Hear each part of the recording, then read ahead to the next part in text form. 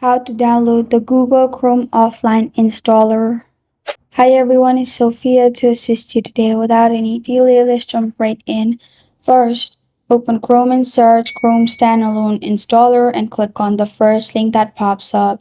You can simply download Chrome from here or simply scroll down and you'll find other platforms option. Click on other platforms and you'll find specific Chromes for Android, iOS, Windows 10, 11, Mac, Linux, and all. I'll simply select Windows 10 and 11 because that's my window, and then click on Accept and Install. After it's installed, simply you'll find it in your folder. If you click on Download, it will simply download. After it's downloaded, you'll simply find this on your file in this way. As you can see, Chrome setup. And this is how to download the Chrome offline installer.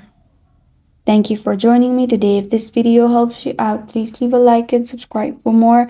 Got a question or want to suggest a topic? Comment below. I am Sophie signing off. Until next time.